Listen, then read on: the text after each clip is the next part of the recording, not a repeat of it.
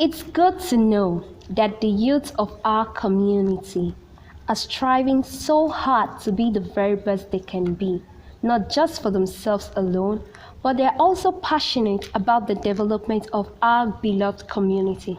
So, in the light of this on Let's Talk, I am privileged to have the Secretary General of Ogun Student Forum and the CEO of VIX Group.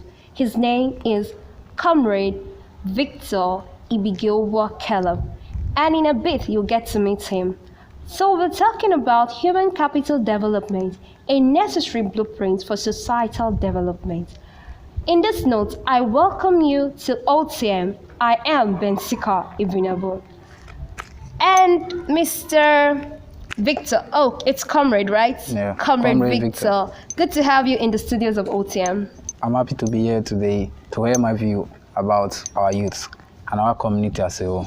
Yes, you are a student of University of Ibadan.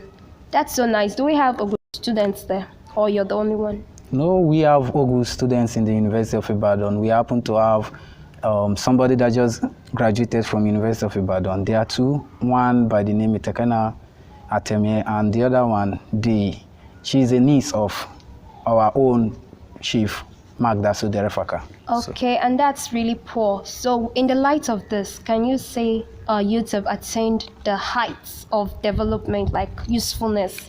Because just two in University of Ibadan, yourself three, isn't it poor? Basically, our youths still have a long way to go, but I won't take it from them that some of us have come a long way, while some of us still have to go a very long way. So by that, I would say our youths, we are still far from where we need to be. What makes you say we're still far from where we need to be? We are still far from where we need to be because our youths currently, most of us, don't have this passion. I am somebody, I love something in people, and one of the things I love most is when you see a youth with this burning passion to go places. When people ask me, why are you in University of Ibadan studying petroleum engineering when you have it in Uniport? I tell them because I am somebody that always hunger for the best, and UI is the best. Anywhere you go, you know UI is the best, and I know the kind of respect I receive everywhere when I mention that I'm from UI. So we need youths with this hunger for greatness, youths that will not just blame our leaders, but will take up responsibility. I like that part, youths that will not blame our leaders. So everything is not based on the leaders. In the light of that, can you tell us what is this human capital development? Because it seems it's like an Ogun Student Forum thing. Okay. Last time we had our soon-to-be barrister in the house, he made mention of the human capital development. And people will be wondering, hearing it again a second time, they want to know what is human capital development? Okay, basically because I want all of us to be carried along. Human capital development just means molding the human with the necessary abilities, with the necessary tools that he needs to survive in our current world. That is just like investing in somebody to equip the person with the necessities of survival. You talked about molding. How can we mold our youths, the youths of this community? And not just our community, it's like a Wakrike struggle. Because the Wakrike youths are not where they ought to be. I believe you agree with me. I agree with you, yes. Totally. Imagine, okay, those two you made mention of, it could be the Wakrike body, am I right? Yes, we have a Wakrike body. And how many are you guys? We started with 12. Yeah. 12. That's really poor. When we have over hundreds of people from other ethnicity. Well, yes. That's by the way, because we ain't talking about that. So how do we mold these youths of the Wakrike nation? How do we mold them? As a community, we require a blueprint. And I would like to say what a blueprint is. A blueprint is a plan, like a master plan. Before you build the house, you have an architectural plan. So putting human capital development in our master plan as a community or as a society will help us and help our youth go very far. Now, let's bring it down to molding our youths. Molding our youths comes in different forms. Okay. Now, we say the first place to learn is the home.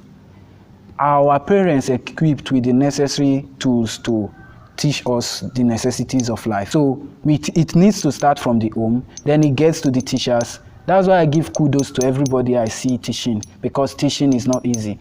Now, teaching, you have the life, believe it or not, children believe their teachers more than their parents in the long run. Because if a teacher requests a student that brings so amount, the parent will not rest till he gives the money. We say, my teacher said that, mommy, my teacher said that, only what the teacher said is correct. So our teachers also have to be appreciated. Now, as a community, bringing human capital development. This is where a particular groups come in, our traditional rulers, because that is the simplest form of government we have here, our traditional rulers. Then we have our youth leaders, we have our political leaders. Now, I'll tell you something. There is a politician I admire so much in Wakrike society as a whole, and that happened to be the very own Dame Maureen Tamno. Dame Maureen Tamno, no matter our political affiliations, is somebody that is very, very concerned about human capital development. As I speak to you now, 10 people are being trained in the UK by Senator Andrew Shendu, and that was Maureen's initiative. Now, as a leader, you are giving these youths just stipends to follow you around, shout. That is not loyalty. So as our leaders, I would like to put it to you that the people that follow you every day when you come to the community, they are not your loyalists. They are just people hungry to get money from you. If you want real loyalists, give them something so that when asked the question, why are you following these people? There are people that can stand and say, because this man has invested in me. Those are the type of people, followers you should be looking for. Now, how do you get that? As a leader, when you come into office for human development, look at our schools. Since this is a community, we don't need much schools because as of now, GSS is there. But equip GTC or another school that you can equip it. Now, let us have entrance exams. Help people that have this zeal. Let the mode of helping people be open. I happen to be the best Ogbelo student in my time when I was in GSS, and that helped me a lot. I received a scholarship to study, and other things happened. Now, Amechi, during his time, had RSSDA. I was one of the last sets, and then we came back because of the failure in government. So politics affect our everyday life. As a leader, as a political position holder, look to yourself, how many people do I want to empower? Now, you have a target, you have 4 years. These 4 years, have a scheme, a body. That's why I'm so much angry with our own politicians, because none of them have an essay on student affairs. And these are things that are very much needed. Our youth affairs and student affairs have to be handled very carefully. Have an essay that will speak on behalf of yourself, get students, send them to these universities based on merit. Have an account opened that will cater for their upcoming. So a community like OD, if you remember, was destroyed by the order of our president then. Now, if OD had at least a general or 2 generals in the army then, believe me, OD would not have fallen like that, because those people will still come up with reasonable things and say, okay, this is why my community should not be destroyed. Let's say we have a leader that is ready to send 4 people to NDA. Go to NDA, donate to NDA on one of their entrance occasions. Then when they call you, you tell them that I have so thing in mind, that's why I came. Okay, sorry, that's okay. The much we can take on that. You made mention of Dame Maureen. Okay. You know, the scholarship is not affecting the Ogo people. Okay. Is it? It's not. So now, what, as the Secretary General of the Ogo Student Forum, so what do you have to say to them? I will start by my own saying, a saying I like very much. And I will say that an empire, no matter how great, without successors, is already a dead empire. Our leaders, most of them, if you look at their age, they're already getting old. One way or the other, I'm saying it out to all my leaders listening currently, that one way or the other, they will get out of power or they will die. Because everybody is going to die, and I will die someday. Now, when you die, who are the people that will represent the community on the political forum? That is what we should think about. We should provide a platform where, if they should say today, let Okrika produce a governor, I would like to ask all our listeners, apart from, let's say, Abie Sekbo and Joe Sekebo, which other people can pull the crowd that we need to give us a governorship aspirant? But now, if you go to the queries, You have a lot of names. Emmanuel Oka is making noise every day. You have Emeka Woke. You have a lot of people like that. If they say bring a governorship candidate, you have troops of people coming because they give these people opportunities. They incorporate them into their ways. Now you are making appointments. You are not including youths. You are not including people that are ready to further the course of this. They hijack a lot of stuffs. We are Ogun Students Forum. Things on air that relates to students' affairs like IT spaces and scholarship things.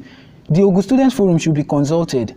But then what happens when scholarship comes? You see the beneficiaries, then you see maybe one person that you know that is an Ogun Students Forum that has been contributing to the society, and then you see the scholarship going to the children of the rich, going to people that don't really need it, or going to people that are only related to the person directly bringing the scholarship. Now, this thing is a problem. As a forum, you empower us more by, okay, say you are appointing an essay from the Students Forum.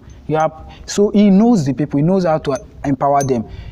I bidded for the essay to the local government chairman on student affairs. Up till now, we didn't receive any information from him. So all these things include people that are already certified of giving back to the community. We are a forum. Give us an opportunity to recommend to you people that you should help. Then, as leaders, help people that you know have the capabilities.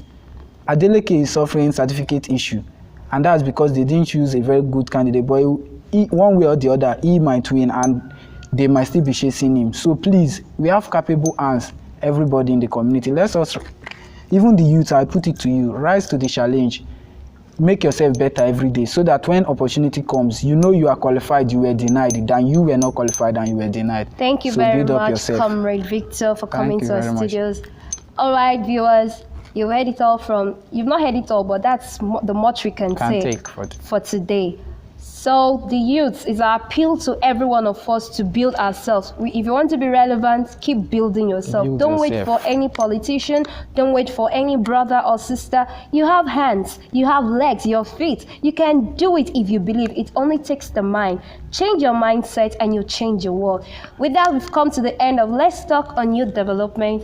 I am Ben Sika Igbikiowubo. Till we come your way next time, please like our page, comment, tell us what you want. And if you know you're a female out there, we're not being gender biased. If you have something to say concerning the youths in the aspects of the females, just let us know. Please bring it up. Yes, and we'll address it. Thank you very much. Till we come your way again, this is OTM. Have a great day. Thank you.